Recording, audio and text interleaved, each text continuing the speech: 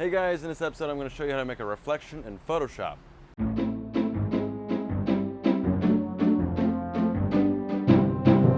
Hey guys, and welcome to Calvin Designs. My name is Calvin and I design, and that's why it's called Calvin Designs. Click right here to subscribe to my YouTube channel and get all these episodes as they come out, and click right here to subscribe to my newsletter and get all the free files that come with every tutorial.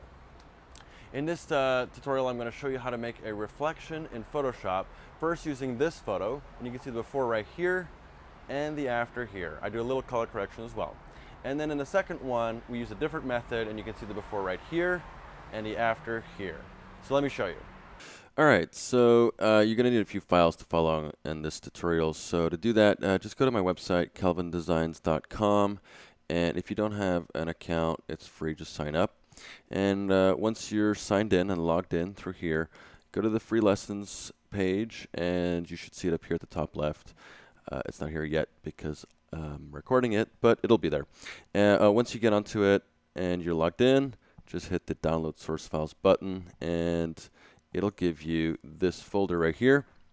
Actually gives you a zip, so you unzip it, and it gives you this folder. This folder has 3 files: Eiffel, Lapin Gilles, and water displacement. So the first one we're going to start with is the Eiffel raw file. So just take that and drag it to your Photoshop icon, and it opens it up in Camera Raw in Photoshop. And all right, so I'm going to do some basic correction here just so we have something decent to work with.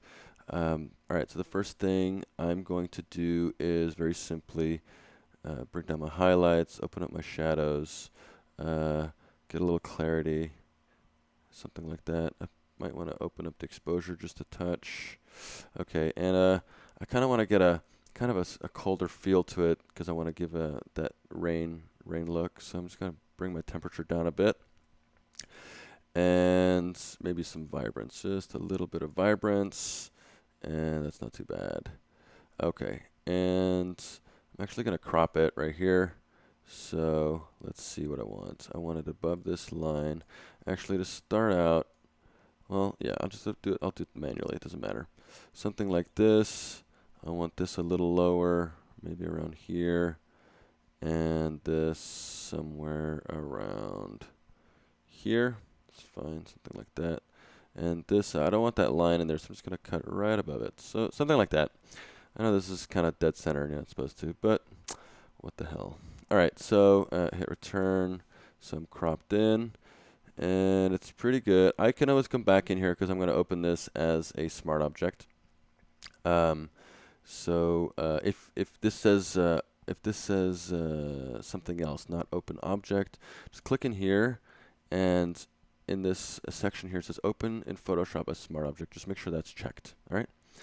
So we can come back in here and do some more color correction, which we will. I'm actually just gonna add a little bit of something like this. Not too much. Maybe a little contrast. Touch of contrast. There you go. Something like this. All right. That'll do for now. And open object, and here it is. Just gonna, there you go. Okay. So once that's open, I'm just gonna zoom out a little bit so we can see the whole thing. All right. So we have the whole image. Now, what we want to do is actually create a reflection. So what I'm gonna do is create, right-click here and new smart object via copy. And hit Command T for free transform, or that's the same as you go here and free transform.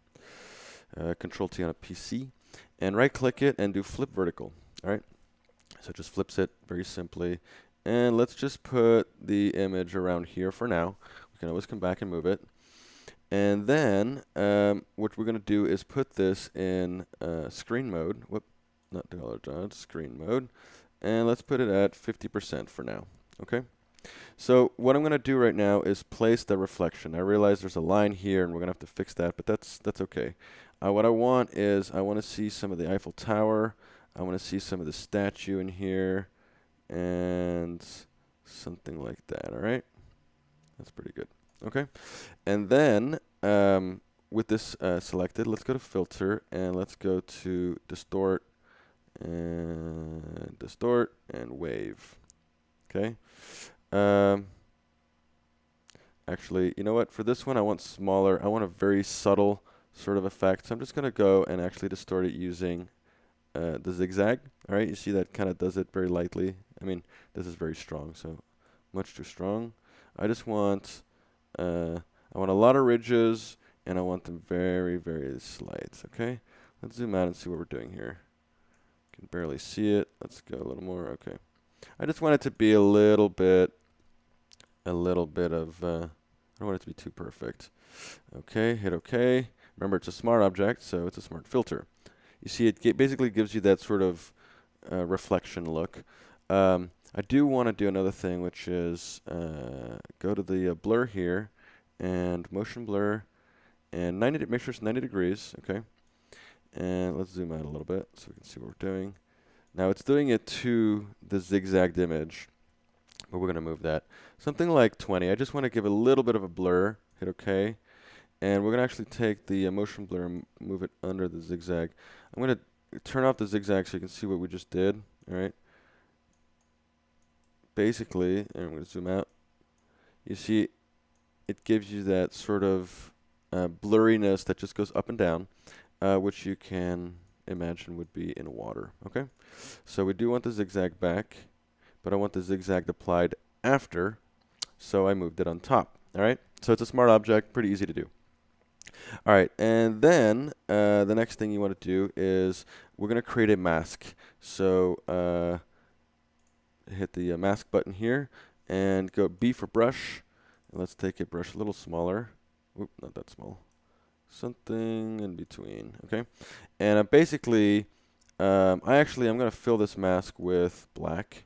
Okay, and fill with black. Okay, so it's hiding everything. And now with a white brush at 100%, I'm going to go and say I'm going to brush where I want my reflection to be. So I want it here. I'm going to edit this a little later, but here, I want it here. And let's make this brush a little bigger. Hold down the Control and Alt key for that. So I want it all here. That's all pretty good. Okay. All right. Where I don't want it is in this corner because it's giving this reflection, which I don't want. So let's make a bigger brush, hit X to make it black, and then zoom out a little bit, and just brush right here, and a brush right here. Okay, just a tiny little touch. And another thing is, I don't want it. You see this bevel right here? There's a bevel, and I don't want it there. So let's make this brush a little bit smaller and a little bit harder. So left and right makes a size, and up and down is the hardness. Okay, something like this. Let's zoom in a little bit and a little bit more. Okay, and the brush needs to be smaller. Something like this. And I don't want it at all in this section, right? So I'm just going to see how this is. Okay, a little softer, a little bigger. And I click, and I shift click, and it makes a line in between my two clicks. Okay, that's pretty simple. Shift click, shift click, shift click, shift click. All right.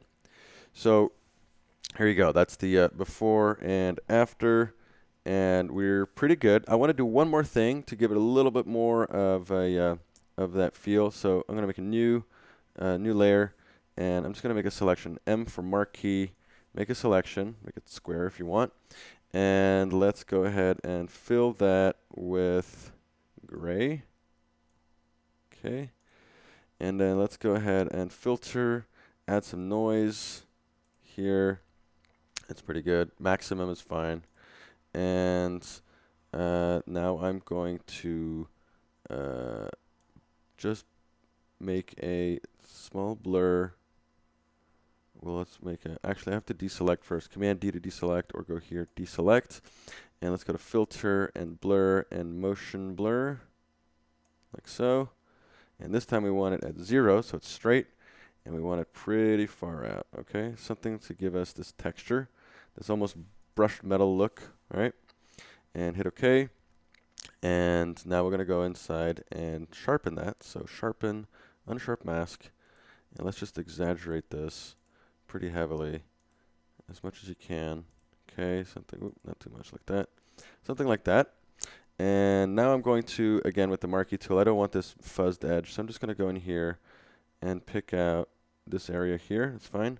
And I'm going to do new layer via copy or Command J. That way I can delete this layer. Hit delete. All right, let's zoom out. And this is some texture now. I'm going to use this. I'm going to make this much bigger. Okay. Not that big. I want it about the width of the photo. Something like this. Okay. Hit return. And now I'm going to put it in overlay mode. Okay. Something like this. And I want to do a little bit of that same or similar distortion, that zigzag. All right. Just to get some of that waviness. Whoops. Zoomed out a little too much here. Let's see. What does that look like? Can't see it. I don't think it's previewing. Let's try to add some. Oh, it is previewing. It's just very, very mild. All right, well, let's just hit OK, see what that does. Okay, it's giving us a little too much, so I'm going to undo that. Let's do it again. Filter and distort and zigzag. And let's just do on the amount. Let's go down. I really just want to. I just want a little bit. All right, something like that. It's almost perfect when it's straight. And now I want this to exclusively be on the reflection, so I hold on the Alt key, and it's going to create a mask. So this only is affected on the reflection. See, before, after. Zoom in, so you probably can't see too much in the video, but if I zoom in, you can see before and after. Before, after. It's giving you a few of these lines, almost like a little puddle. We can tone this down. It's pretty strong. So let's tone it down to, say, 60 or something %. Before, after. It's giving you a little bit more texture. And yeah, it's giving you a little bit of that water reflection texture, which is what I like. All right, so we can go ahead and save this. Well, actually, to really finish this, the photo is not fully retouched. I do kind of want the bricks to be nicer. Let's just go ahead and go back to camera raw. I know this is not too much for the reflection, but it'll make everything look nicer. Let's go and hit the brush tool here, the adjustment brush, and let's just so we can see what we're doing. Let's go back to 0 on this, and actually we can put some clarity. I'm going to add here. I'm going to add some exposure just so we can see where we're brushing. And up here, what I want to do is I'm trying to let's take out this sky. I don't want to put this guy in there. I'm just trying to. I actually just want it warm. I want the bricks to be a little warmer to contrast with the blue. So that's nice. I want a little more clarity in the bricks, maybe a little more contrast, slightly more exposed, something like that. I kind of like that. So that's pretty good. Let's make a new one for the Eiffel Tower. Whoops, undo that. I want to zoom in a little bit. And let's make the size a little smaller. Even smaller. I just want to lighten this up a tad. Okay. So it's taking the same correction as before, which I don't want to do. So double click on these. Double click on these. Don't want to add clarity. What I do want to do is open up some of the shadows. That's pretty much all I want to do in the Eiffel Tower. Maybe a touch of clarity, but usually gives it a little glow, which I try to avoid. Okay. And another little trick. I maybe want to light up this light. So create a radial filter up here. Make it hold down Shift to keep the proportions nice and straight. And let's just do exposure. And let's bring the feather down. Whoop. I want a soft. All right, it's a little too big. Let's shrink it down. I want it kind of yellow, not too yellow. Pretty strong. Maybe something like this. See where it goes. I don't want it too strong on the actual line. Something like that. It's a little too much. Let's see what we can do. Let's try to bring this down. It's pretty soft. Let's just bring it down all the way and give it a little touch. Yeah, just a little. Makes it look a little better. Zoom out, Command minus. And let's go to the hand tool, see what we got. We could kind of close the image down a little bit on the bottom, so add a little ND filter. So like this, keep it straight, holding down Shift. Let's just reset this. Reset all this. All right.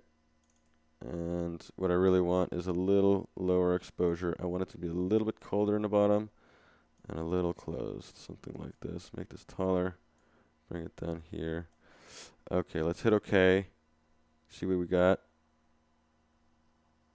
That's pretty nice. I like that. It's a little better. And all right, so let's just save this and call it Eiffel 1. That's fine. Put it on my desktop. That's fine. Okay. Now, for the next image, I'm going to close this, but it's saving. It's a pretty big file. For the next image, you're going to open up this lapinagile.jpg and go and drag it to Photoshop here.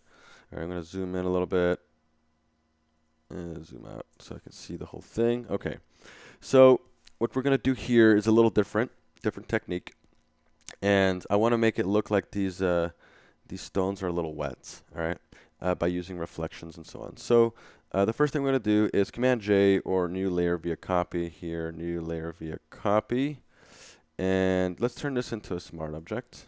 Convert to smart object. Hit Command T or edit free transform, and again right click and flip vertical. Okay, I'm just going to bring this down something like here for now. Okay, we're going to edit this in a minute, and basically what you want is we're going to put this. Let's just for now let's put this in screen mode. We're gonna edit this in a minute, but so there's another file that I provided in the source file, which is a water displacement map. And you can learn how to make this in another tutorial. But for now, I just want to give it to you so you can use it. And basically what it does is, well, first thing first, let's go to blur and motion blur this at 90. Once again, not so much, just a little bit. If we zoom out, we can kind of see. I want to give that impression of water a little bit, so somewhere around 20 or 30. That's fine. Okay. All right. Let me put this in normal so you can actually see what we're doing more clearly. All right. So we just blurred everything up and down, and now we're going to go to filter and displace. And displace, I would do horizontal 10, vertical scale 80, stretch to fit, and repeat edge. And here it's going to ask you for a file of what to use to displace it. So use this displacement map, and it's a kind of a water texture. And you'll see, look at that, pretty crazy. It gives you this real watery texture. I kind of want let's see if I move let's see if I put the displacement map below the blur. Yeah, I like that better. Or actually, it blurs the whole thing. I'm gonna invert that. Put it back up here. Okay. Go back to screen mode, and look at that. We're starting to get this feeling of reflection.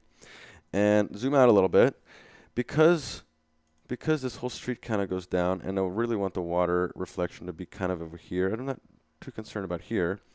I'm going to hit Command T to free transform, and I'm going to skew it. Okay, I want everything to kind of be mirrored in a way, but more on the right side. So you see this area, I kind of want this. I want a mirror to be created around here, maybe a little lower, and skewing. So hold on Command Shift, and that's pretty good. Maybe this a little lower, something like that.